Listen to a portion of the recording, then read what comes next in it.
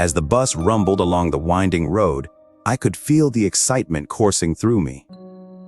It was the annual field trip, and this year, our destination was the infamous Oakwood Mansion. Stories about the place had circulated for years, tales of ghostly apparitions and chilling screams in the dead of night.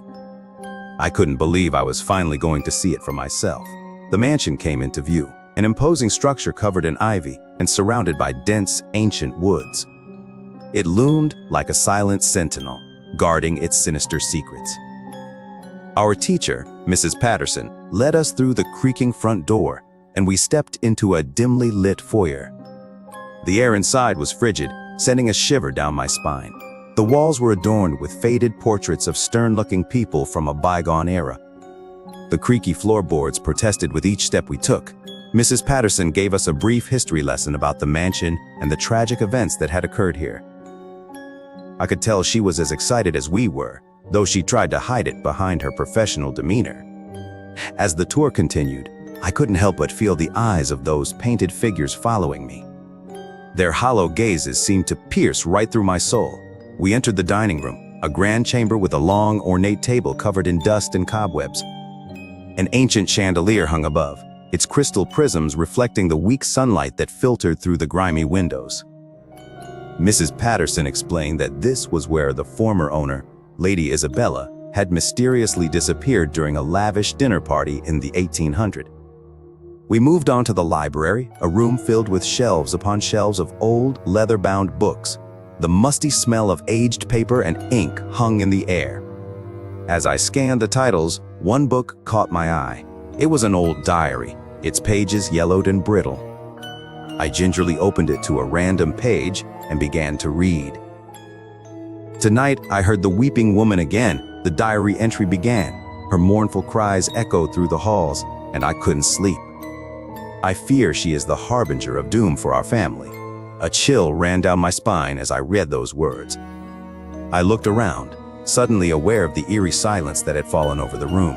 The rest of the group had moved on, leaving me alone in the library. I hurried to catch up with them, tucking the diary into my bag. The tour continued, but my mind was preoccupied with the diary and the weeping woman. As we ascended a narrow staircase, I could swear I heard faint sobbing. I brushed it off as my imagination playing tricks on me, but as we reached the top of the stairs, the crying grew louder and more distinct. I turned to Mrs. Patterson, but she appeared oblivious to the sound. They continued down a dimly lit corridor, and I reluctantly followed. The crying led us to a door at the end of the hall. Mrs. Patterson pushed it open, revealing a small, dusty bedroom. Inside, a figure stood by the window, her back turned to us.